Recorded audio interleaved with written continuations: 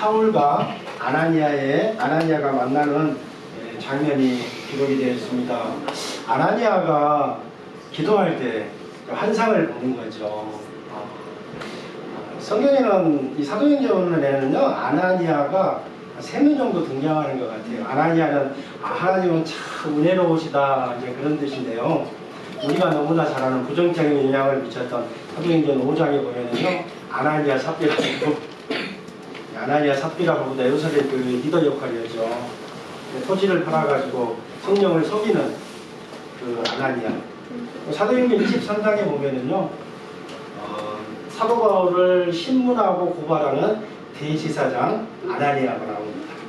오늘 본문에서 말하는 이렇게 주의 제자 아나니아가 나오는데, 주님께서 부활하신 예수님께서 아나니아에게 환상으로 아나니아가 이름을 부르시죠. 그때 아나니아가 주님 제가 여기 있습니다 이렇게 대답을 하면서 아나니아에게 하나님의 플랜에 대해서 말씀을 하시는데요. 혹시 여러분 그럴 일이 거의 없을 수도 있겠지만 혹시 여러분 기도하실 때 하나님의 환상을 보고 싶걸랑 하나의 음성을 듣고 싶을랑 기도하셔야 돼요. 기도하실 때 혹시 하나님께서 여러분 이름 부르시면 여러분 굉장히 당황스럽잖아요. 굉장히 당황스럽죠. 그럴 때 당황해하지 마시고 아나니아와 같이 주님 내가 여기 있습니다. 주님 저에게 말씀하여 주십시오. 이렇게 대답하시면 좋을 것 같습니다. 여러분 필요한 것만 대답하시고 하나님 음성 듣기 전에 가지 마시고요. 좀 기다리세요. 주께서 무슨 말씀을 하실는지 기다리시면 좋을 것 같습니다. 아무튼 환상 중에 나타나셔서요. 아나니아야 집가라는 거리에 가면은 유다의 집이 있는데 거기에 5사람 사울이 지금 기도하고 있다. 네가 직접 찾아가서 사울을 만나고 그에게 안수하고 기도해서 그의 눈을 지금 눈이 멀어져 있잖아요. 빛 때문에 그의 눈을 떠줘라. 그 사람은 내가 나의 사역을 위해서 이방인들과 인분들과 유대인들을 위한 나의 그릇이기 때문에 네가 좀 가서 이 역할을 해줬으면 좋겠다. 이렇게 이야기를 합니다. 그래서 오늘 본문에 아나니아와 사울이 처음으로 만나는 장면이 기록이 되어 있어요.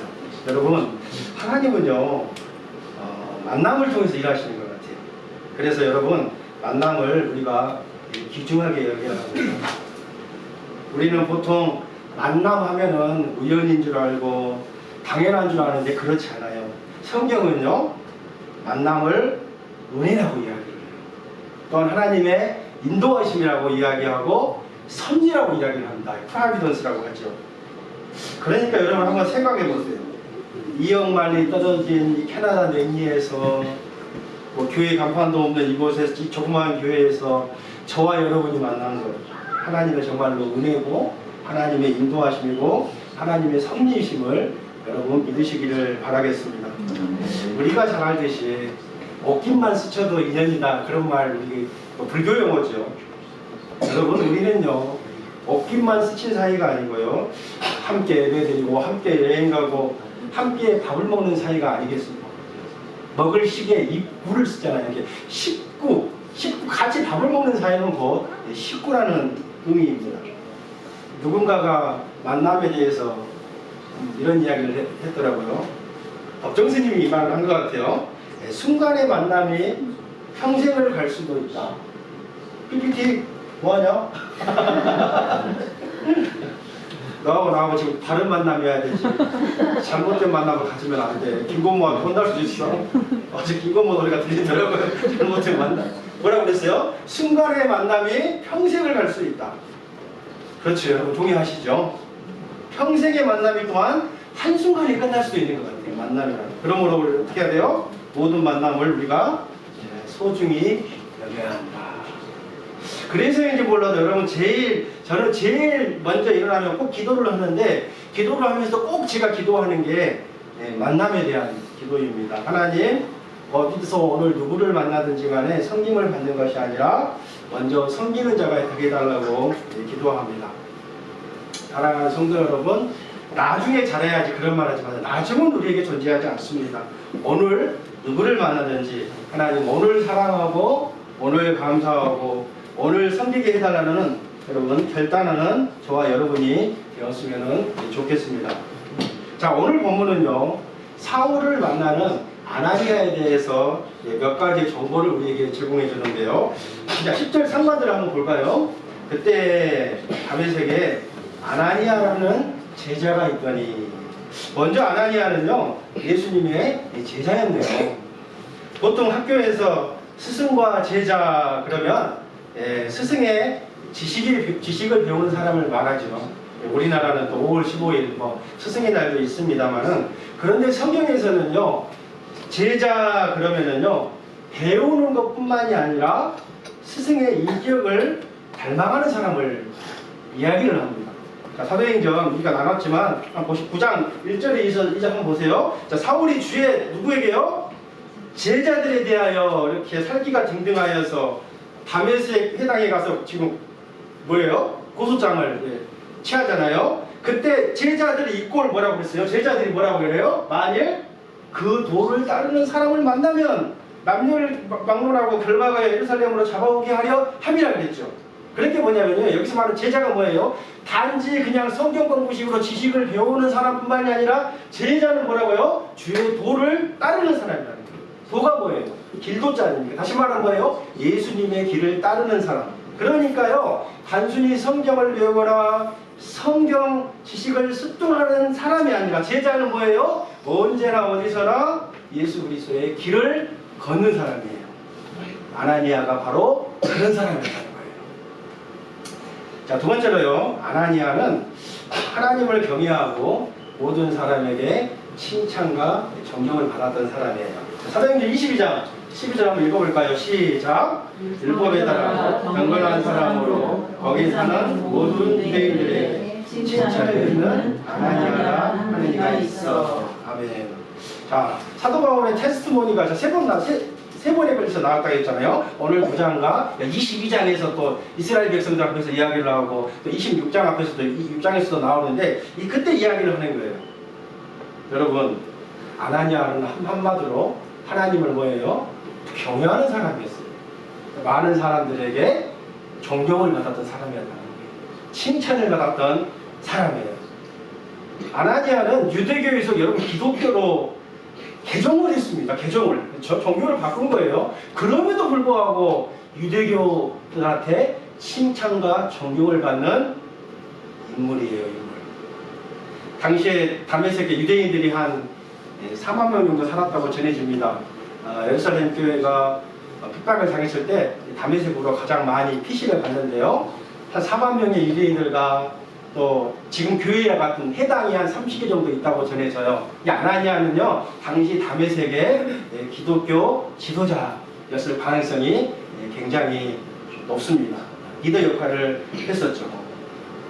세 번째는요, 아나니아는 기도의 사람이었어요. 어려울 때만, 위급할 때만 하나님을 찾는 사람이 아니었었고 평상시에 하나님과 교제하는 사람이었다고 성경을 이야기를 합니다. 자, 읽어볼까요? 본문 10절 하반절부터 주께서 환상 중에 같이 읽을까요? 불러 이르시되 아나니아야 하시거늘 대답하되 주여 내가 여기 있나이다 하니 주께서 이르시되 일어나 직가라 하는 거리로 가서 유다의 집에서 다섯 사람 사울이라 하는 사람을 찾으라. 그가 기도하는 중이라. 아멘. 자, 아나니아가 기도하고 있을 때요, 사울에게 나타나셨던 그 부활하신 주님께서 아나니아에게 나타나셔서 미션을 주셨어요. 직가라는 거리에 가서, 영어로는 스트레이트 스트릿이라고 했어요. 아마 이렇게 대로입니다. 대로. 직선으로 된 큰 대로를 말해요. 아마 냉리로 따지면은 200 스트리트 이렇게 이해하면 좋을 것 같아요. 직가라는 거리에 가서 유다의 집, 번지수를 말하겠죠. 저희 집 같으면 2059에 15 이렇게 직가 유다의 집에 가서 다섯 사람 사울을 찾으라. 사울이라는 이름도 아나니아라는 이름같이 흔해요. 흔해. 요즘에 데이빗, 요한 있잖아요. 다니엘, 다 있네요. 뭐 사무 이렇게 흔한 이름이에요. 동명이인이 있을 수 있으니까 앞에다가 지역으로 출신지를 붙이는 거예요. 다섯 사람 사울을 찾아라 그래요. 다섯은 지금 터키의 남부 지역에 타르투스라고 하잖아요. 지역이죠. 굳이 그 바울 시대 1세기에 3대 학문의 도시가 있죠. 우리가 너무 잘 아는 그리스의 아테네, 그리고 소크라테스, 플라톤, 다 아리스토텔 다 그 출신이잖아요. 두 번째는 이집트의 알렉산드리아예요. 세계에서 가장 큰 도서관이 거기에 있었어요. 우리가 보고 있는 최초의 히브리어 원본 히브리어 성경이 사본이 최초로 LXX라고 그러잖아요. 70인역으로 번역이 되었을 때 그 번역이 어디서 되냐면요, 이 알렉산드리아에서 번역이 되었어요. 학문의 도시, 학문 도시. 그리고 세 번째가 바로 터키의 타르투스, 다소지역이에요. 그러니까요, 사도 바울은요, 사도 바울의 아버지도 당대에 분명히 로마 시민권자였을 거예요. 본인도 태어날 때부터 로마가 지배하고 있었으니까 로마 시민권자였어요. 어려서부터 다소에서부터 그때부터 학문의 꽃이라고 할 수 있는 뭐 수사학 알죠, 우리 뭐 철학, 법학, 거기다가 또 사도 바울은 유리 히브리인이기 때문에 율법에까지 능통했다는 것을 우리가 여기서 알 수가 있습니다. 자, 하나님은요 정말로 아나니아에게 정말로 디테일하게 설명을 하고 있어요. 여러분 한번 생각해 보세요. 만약에 이게 우연이라면요, 집가라는 것은 정확한 도로, 유다의 집 정확한 뭐예요? 주소, 다섯 사람 정확한 사람, 정확한 상태에 기도하고 있다. 누가? 아나니아라는 사람이 어떻게 뭐라고 그래요? 가서 안수해주고 눈을 뜨게 해주고. 이게 하나님의 인도하신 만남이지, 만약에 이게 우연이라고 한번 7개를 맞출 우연이라고 한번 생각을 해보세요. 저도 하도 궁금해가지고 아침에 챗GPT 계속 궁금해서 물어봤어요. 자기도 잘 모른대요. 근데 수학적으로 계산했을 때 여러분, 아마 이게 7개가 맞는 우연이라고 했을 때 맞을 확률이 2억 분의 1이라고 해요. 2억 분의 1. 고사님님 말이 맞아요. 우리의 만남은 우연이 아니에요. 그렇죠 여러분. 로또보다 훨씬 더 맞출 확률이 어렵다는 거예요.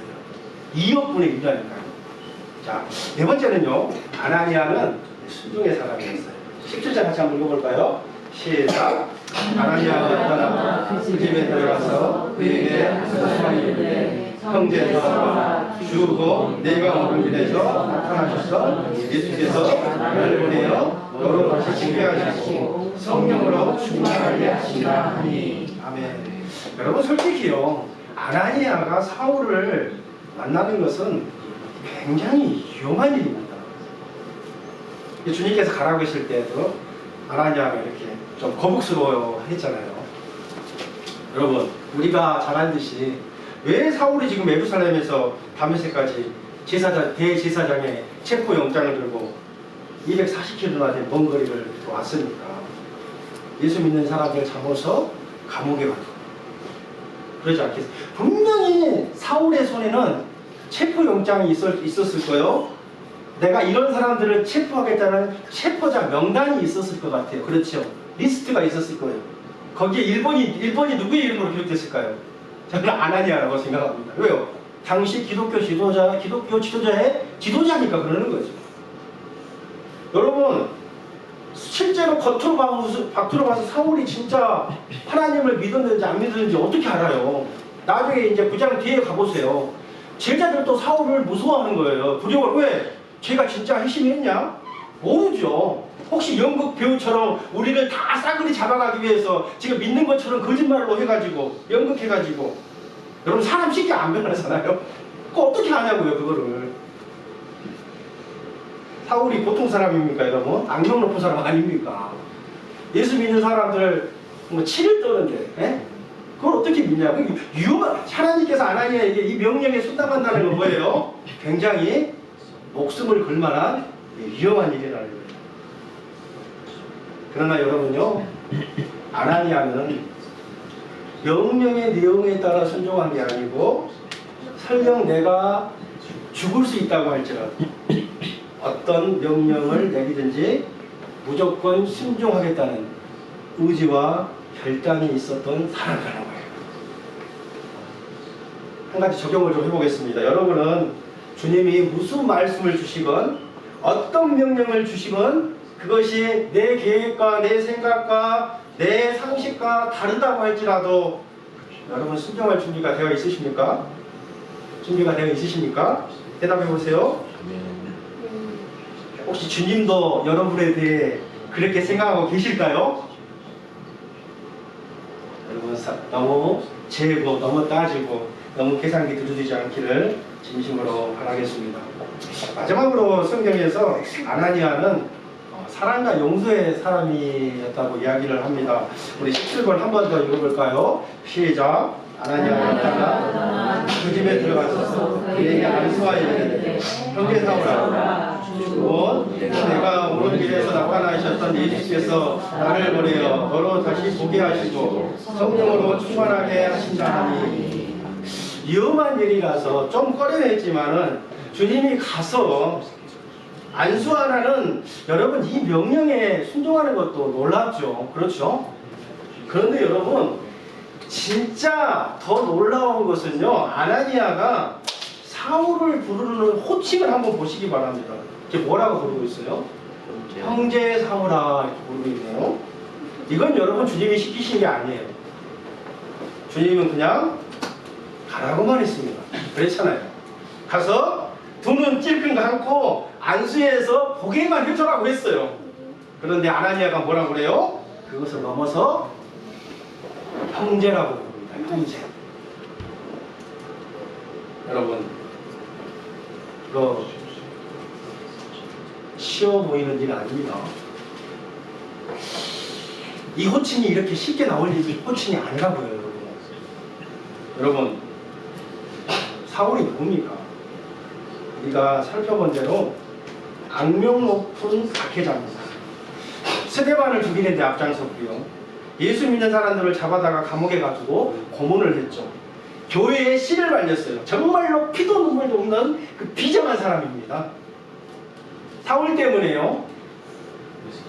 사람들이 예루살렘을 다 떠났었고요.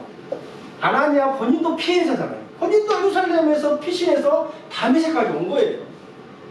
글쎄요. 혹시 아나니아의 어떤 가족이나 어떤 친척이나 친구들도 사울에게 잡혀서 지금 감옥에 있을 수도 있다고도 생각할 수도 있지 않겠습니까? 분명히 여러분 다메섹 도상에서 주님이 사울을 만나주지 않았다면 분명히 아나니아도 끌려갔겠죠. 맞죠? 여러분 가장 자연스러운 호칭이 뭐예요? 이 나쁜 놈의 새끼야. 이 잔인한 새끼야. 새끼 발음 굉장히 잘 나오는데요. 이 잔인한 놈. 이 왼수야. 그렇죠? 이 원수 같은 놈아. 이 악마의 자식아. 여러분 이게 자연스러운 호칭이 아닙니까? 그런데 아나니아는 뭐라 불러요? 형제여. 피는 물보다 진하다. 네, 그런 말이 있는데 사랑하는 여러분, 저와 여러분은 예수의 피로 씻음받고 예수의 피로 하나님을 아버지로 모시는 한 형제 자매임을 잊지 마시기 바랍니다. 우리 같이 인사 한번 할까요? 인사하세요. 주 안에서 우리는 한 형제, 한 가족입니다. 한번 이렇게 인사했으면 좋겠습니다.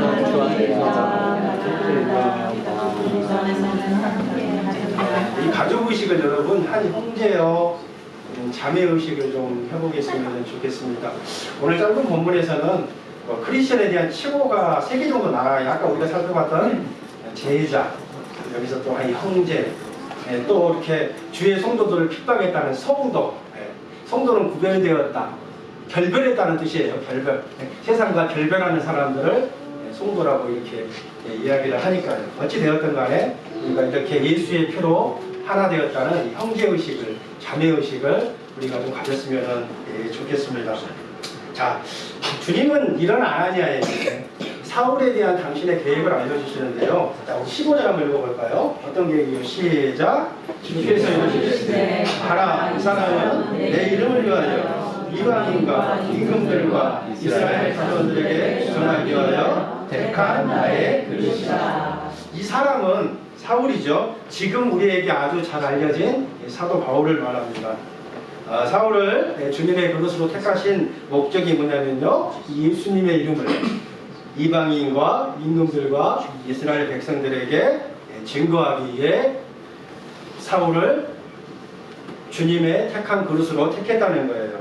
우리가 잘 알듯이 베드로 하면 유대인을 위한 부르심을 받은 사도라고만 이야기하지 않겠습니까? 바울을 이방인을 위해 부름받은 사도라고 여기서 이야기를 하는 거예요. 더 나아가 바울은 보니까요, 이방인들 뿐만이 아니라 임금들이라고 그러죠. 이 사도행전 내용도 쭉 나오거든요. 대지사장 앞에서 자기 변증을 하잖아요. 나중에 베스도 총독, 벨리스 총독, 나중에는 로마의 황제, 네로 황제까지 가려고 이제 복음을 증거하려고 하는 세상의 임금들에게 나중에 쭉 나와요. 사도행전을 보면. 더 나아가서 자기 민족에게까지 로마서에 보면 나오죠. 나는 내 민족을 사랑한다. 9장에 내가 내 민족을 얼마나 사랑하냐면은 너희들이 예수 믿고 구원 받기 원한다면은 나는 하나님의 생명책에서 지워줘도 좋다. 너희들이 예수 믿고 구원 받는다면은 나는 뭐예요? 지옥에 가도 좋다. 그 정도로 자기 동족을 사랑하는 피 끓는 사랑함이 이 바울에게 있었다는 거죠. 자, 이방인과 세상의 임금들과 자기 동족을 위한 택함받는 그릇, 다시 말하면 뭐예요? 빈부귀천을 막론하고 세상의 모든 사람들을 일컫죠. 다시 말하면 뭐예요, 여러분? 바울의 사명은 엄청난 거예요. 파격적이잖아요. 땅끝까지 이르는 어떤 뭐라고 얘기해요? 이 영역의 광대함. 그렇죠. 어마어마한 거예요. 그런데 여러분, 예수님이 사울을 자신의 그릇으로 택했다는 것을 어떻게 생각하십니까? 저는요, 굉장히 비합리적이고 말도 안 되는 거죠. 진짜 뭐래요? 우리가 자주 쓰는 말, 진짜 어처구니가 없네. 여러분 언제 그런 말 쓰세요? 어처구니가 없네. 네? 주님이요, 여러분 아나니아에게 나타나셔서 아나니아야, 사울이 아니고 네가 나의 택한 그릇이다, 이렇게 해야지 여러분, 맞지 않습니까? 그렇죠? 우리가 살펴본 것처럼 아나니아가 누구예요? 주님의 제자고 기도의 사람이고 하나님을 경외하고 사람들에게 칭찬과 존경을 받는 사람이고 위험할 정도로 목숨을 걸고 주님께 순종하는 사람이고 물불 안 가리고 그렇잖아요. 용서와 사랑이 넘치는 주님의 마음을 품는 성숙한 기독교 리더입니다. 아나니아는 우리가 살펴본 대로 모든 면에서 주님의 택한 그릇으로 선택되기에 충분한 자격이 있어요. 퀄리피케이션이 된 거 아닙니까? 이게? 검증을 받은 거잖아요. 그렇죠? 그런데요, 주님은 지금 아나니아에게 나타나셔서 네가 아니고 사울이라고 하는 거예요. 주님의 계획을 듣고 여러분 아나니아의 마음이 어땠을까요? 기뻤을까요? 서운했을까요? 시기 질투했을까요? 여러 가지 생각이 있겠죠. 화가 났을까요? 저놈이 나를 지금 일순으로 잡으러 왔는데 그렇죠. 주님의 택한 종이라고 화도 날 수 있지 않았을까요? 제 생각입니다. 저는 하나님의 선택이니 기뻐했을 거라고 생각합니다. 왜냐하면요, 우리가 쭉 살펴본 대로 아나니아는요, 주연이 아니더라도 빛나는 저연일지라도 충분히 만족하고 행복한 사람이니까 저는 분명히 기뻐했을 거라고 생각합니다. 여러분 동의하십니까? 자, 여기서 하나님께서 우리에게 주시는 교훈 두 가지만, 시간상 두 가지만 좀 나눠봤으면 좋겠는데요. 자, 첫 번째는 한번 따라해 보실까요? 그릇에게는 선택권이었다. 그릇에게는 선택권이었다. 네, 이거를 신학적으로 하나님의 절대 주권이라고 합니다. 많이 들어보셨죠? 자, 로마서 한번 보시죠. 9장 시작. 이 사람아, 네가 누구에게 감히 하나님께 반문하느냐? 지음을 받은 물건이 지은 자에게 어찌나 이같이 만들었느냐 말하게 되냐? 초기자는가 지는 운동이고 하나는 뒤에 있을 그릇을, 하나는 처음 있을 그릇을 만들 권한이 있게 되냐? 우리가 잘 아는 토기장의 비유죠. 토기장이는 하나님을 가르치고요.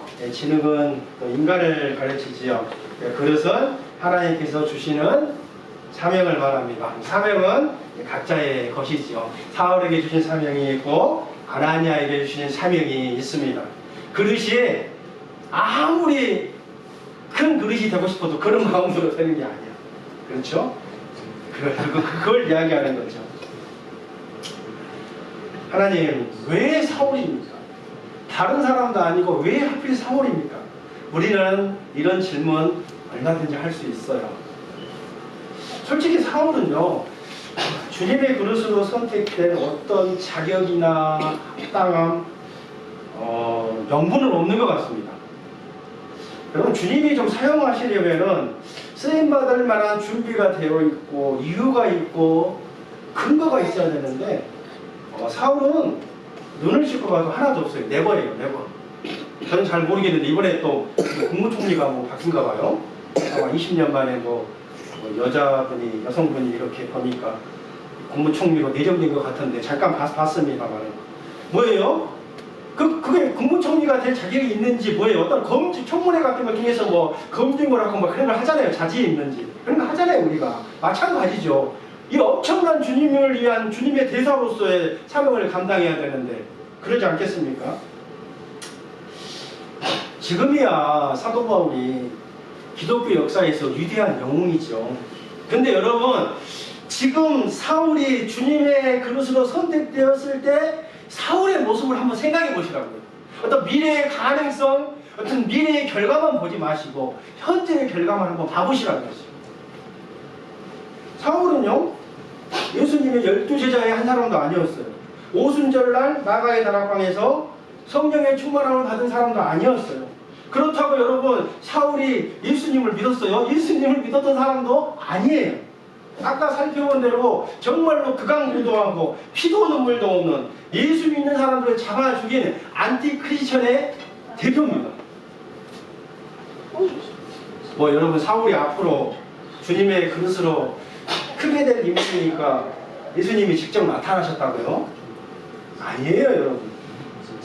직접 나타나지 않으면은 구원받기가 절대 불가능하니까 만나주신 거예요.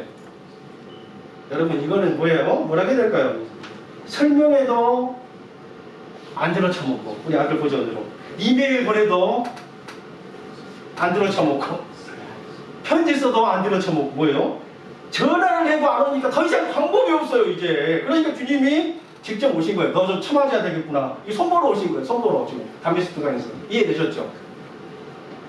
여러분, 혹시 주님이 직접 나타나셨어요? 나타나셨어요? 아니잖아요. 그렇죠?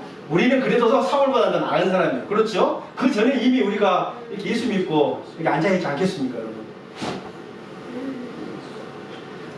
그러니까 지금 이 시점에서 사울이 주님의 택한 그릇으로 되었다는 것은요, 옛날 텔레비 프로그램에 그게 있었나요? 와, 세상에 어찌 이런 일이 막 굉장히 뭐 기괴하고 막 희한한 일이 있잖아요. 거기에 나올 만한 일이라는 거예요, 지금. 그래서 여러분, 사도 바울이 가장 강조한 게 뭔지 아십니까?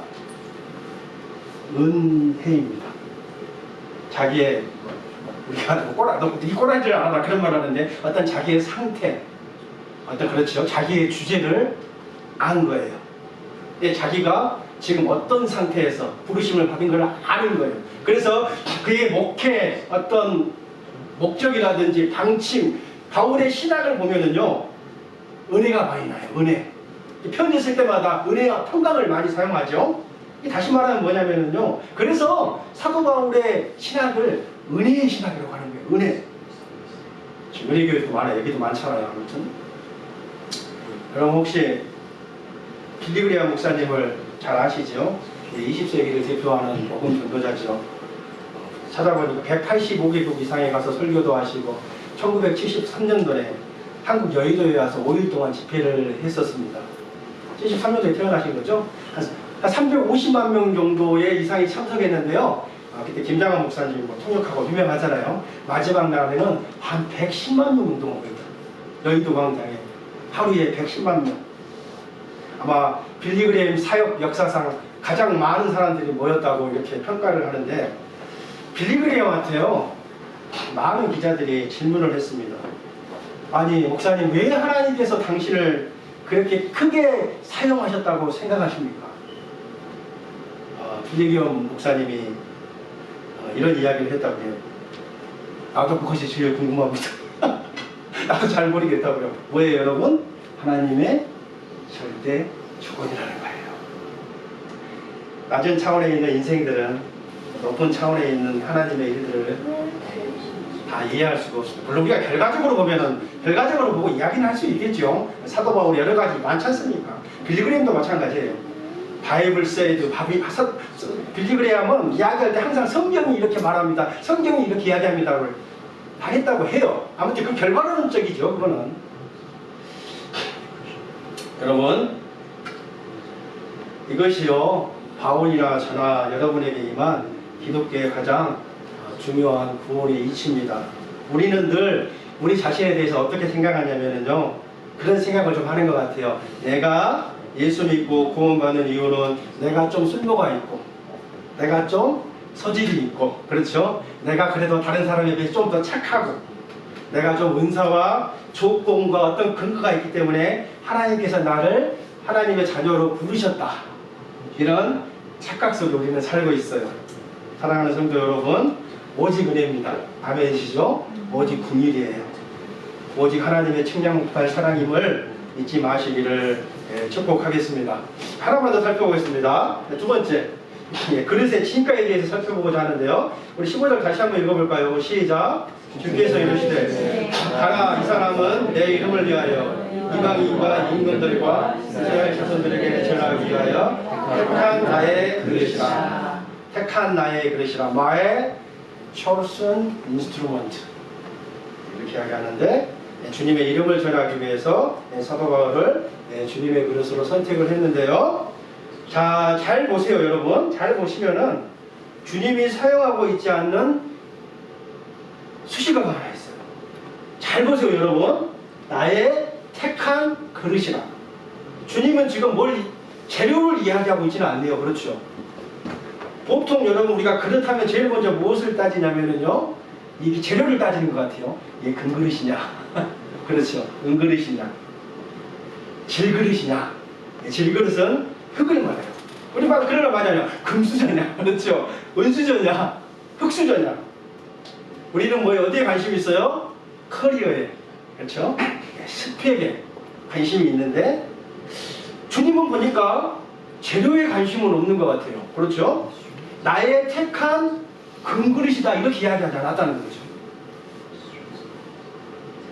주님은 또한 크기도 이야기하지 않는 것 같아요. 크기. 나의 택한 큰 그릇이다 이렇게 이야기하지 않았다는 거예요. 우리는 보통 그러죠. 뭐 큰 교회가 좋은 교회다. 큰 교회 목사님이 뭐 훌륭한 목사님이다. 네, 그렇게 많이 생각이 하는데 주님은 보니까 거기에 대해서 전혀 관심이 없네요. 그렇죠. 기독교 역사상 예수님 다음으로 기독교의 어떤 영향력, 영우, 어떤 목회와 선교와 어떤 대피하는데 영향력을 뽑는다면 이구동성으로 사도 바울을 이야기합니다. 다시 말하면 뭐예요? 사도 바울이 금그릇 중에 금그릇이라고 요즘에 핵 다이아몬드라고 이야기하던데요. 100억 이상 있는 사람 핵 다이아몬드 그릇이라고 이야기하는데 그렇게 이야기해요. 그런데요 여러분 사도 바울 자신은 정작 자기를 무슨 그릇이라고 하신 줄 아십니까? 나는 흙수저라고 이야기해요. 나는 질그릇이라고 이야기한다는 거예요. 자 보실까요? 고린도후서 4장 7절입니다. 우리 한번 읽어볼까요? 시작. 우리가 이 보배를 질그릇에 가졌으니 이런 시의 큰 능력은 하나님께 있고 우리에게 있지 아니함을 알게 하려 함이라. 아멘. 여러분 질그릇은요 가장 싸요. 가장 깨지기 쉽고 가장 값어치가 없어요. 어디 가실 사람 뭐 메이드 올마트 막 그런 거예요. 아무나 와서 살 수 있는 그냥 하등급. 그러나 여러분 한번 생각해 보세요. 그릇의 진가는 어디에 있습니까? 그릇의 진가. 무엇을 담고 있느냐에 따라 그릇의 진가는 결정된다는 거예요.